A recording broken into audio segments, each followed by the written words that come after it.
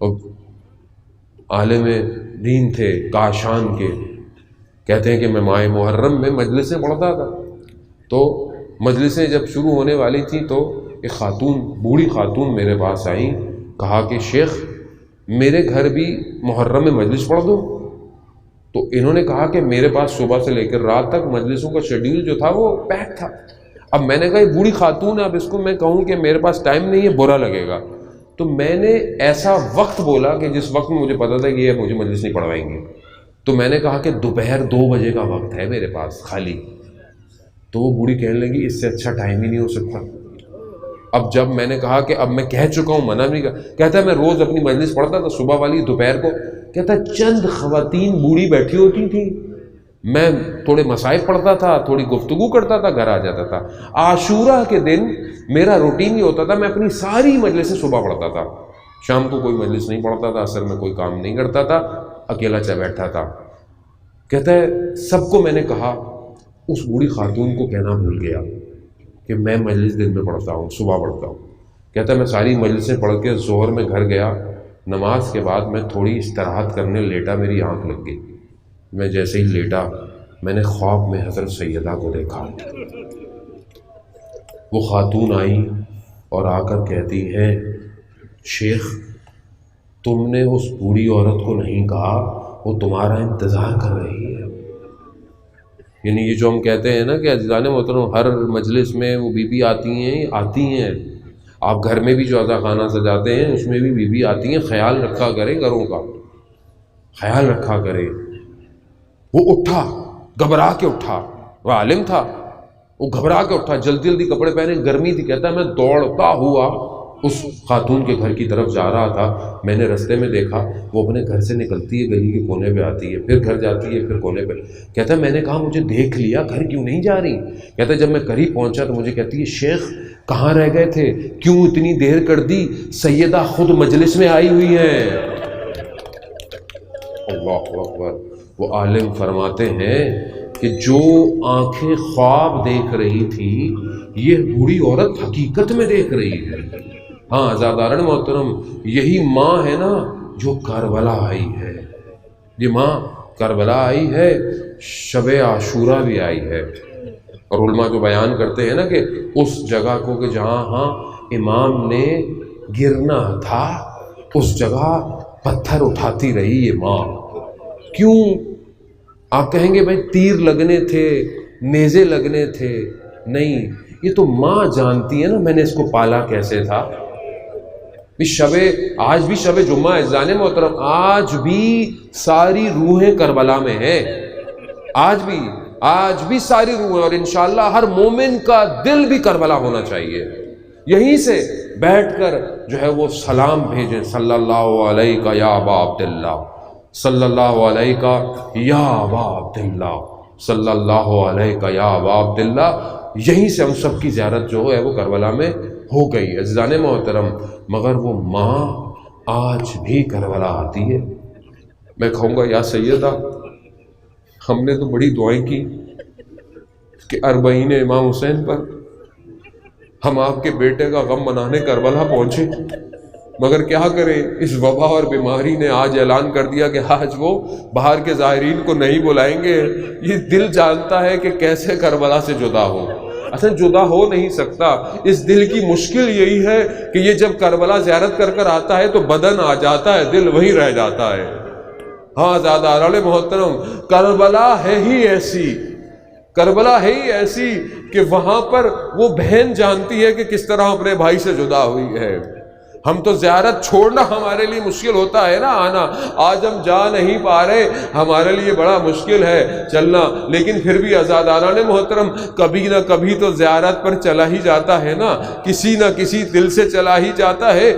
بس چند فکرے اور آپ سے التماس دعا، شاید کوئی ہمارے حق میں کہیں دعا کر لے۔ اگر سننا چاہیں گے ہم نے کبھی نہ کبھی تو زیارت کر ہی لینی ہے جس نے نہیں کی ہے، ورنہ جو جاتا تھا ہر سال وہ تو جاتا تھا، مگر سلام ہو اس چھوٹی سی بچی پر جو کربلا سے گئی پھر کبھی کربلا واپس نہیں آئی۔ آزاداران محترم وہ لٹا ہوا کارواں سارا آ گیا، مگر وہ بچی آج بھی شام کے زندان میں ہے، اور آج بھی زندان سے یہی کہتی ہوگی، اے میرے بابا کے زائر، میرے بابا کو میرا سلام ضرور دینا۔ ہاں اجرکم اللہ تعالیٰ آپ کو اس کا اجر دے پروردگار، سیدہ آپ سے راضی ہو۔ ہاں زیادہ محترم، بڑے مصائب پڑھے نا، بڑے مصائب سنے، آگے بھی سنتے رہیں گے۔ ہاں مگر بس تھوڑے سے فکر ہے، بی بی کا ذکر آ گیا نا تو میں بی بی کی وہ ذکر سناتا رہوں۔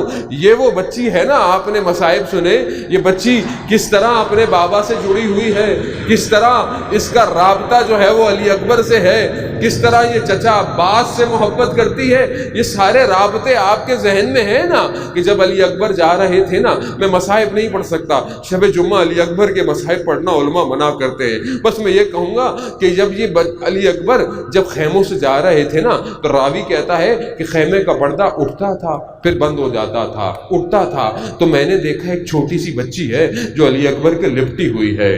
ہاں نہ جانے کس طرح علی اکبر گئے، اور نہ جانے جب علی اکبر کا آیا ہوگا بدن تو اس بچی نے کیا ہوا۔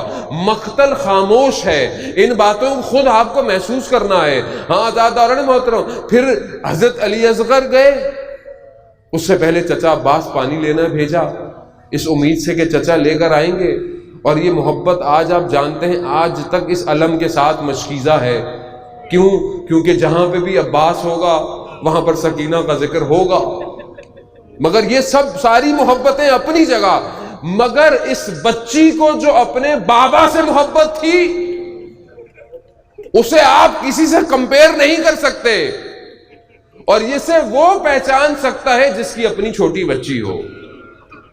جس کی اپنی چھوٹی بچی ہو نا، وہ جانتا ہے کہ جب وہ گھر سے نکلتا ہے نا، یہ چھوٹی بچی آتی ہے اپنے باپ کو پکڑتی ہے، بابا کب آؤ گے، بابا میرے لیے کیا لاؤ گے؟ بھئی جن کی بچیاں ہیں نا، میری چھوٹی بچی ہے، میں اس درد کو ہمیشہ محسوس کرنے کی کوشش کرتا ہوں، لیکن میں اس کو محسوس نہیں کر سکتا۔ میں نے ایک دفعہ بس زندگی میں خدا کی بارگاہ میں کہا کہ مجھے تھوڑا سا حضرت سکینہ کا درد، ذرا سا، آپ یقین کریں شاید سیکنڈ کا بھی کچھ عرصہ تھا، مجھے لگا میرا سینہ پھٹ جائے گا جب یہ تصور آیا نا کہ جب باپ بیٹی سے جدا ہو رہا ہو اور یہ امید نہ ہو بیٹی کو کہ اب جب باپ جائے گا تو واپس نہیں آئے گا، تو پھر وہ بچی کیا سوچے گی۔ ہاں زادہ محترم، یہ وہی بچی جانتی ہے کہ جب وہ بابا سے جدا ہوئی، اب یہ وہ بچی ہے کہ جو شام غریبہ میں بھی اس اندھیرے میں، اس مقتل کے اندر جہاں کچھ سجائی نہیں دیتا، اپنے باپ کے بدن کو ڈھونڈ کر اس کے سینے پر سو گئی۔ بس میں ایک مقام پر آپ کو لانا ہوں، اگر آپ کو سمجھ میں آ گیا تو پھر پر آپ کہیں بھی بیٹھیں گے تو آپ گریہ کریں گے عزیزان محترم، بس ایک مقام پہ لانا ہے۔ یہ رات کو سو گئی، آپ نے سنتے رہتے ہیں کیسے سوئی، کیسے باپ، کیوں؟ کیونکہ باپ کے سینے کے بغیر اس کو سونے کی عادت نہیں تھی۔ مگر یہی بچی 11 محرم کو جب اس کاروان کو گزارا گیا تو مقتل کے پاس سے گزارا، اس وقت ایک بدن کی حالت ایسی تھی، نہیں سر بریدہ، جو کچھ تھا نوچ لیا گیا۔ کیسے نوچا آپ جانتے ہیں نا، روزے عاشورہ، روزے عاشورہ جس کے پاس پتھر تھے، جس کے پاس تیر تھے، جس کے پاس نیزے تھے، جس کے پاس تلواریں تھیں، اور کچھ نہیں تھا تو جس کے پاس ٹانگیں تھیں، بس اس سے زیادہ میں نہیں پڑھ سکتا کہ امام کے ساتھ کیا ہوا۔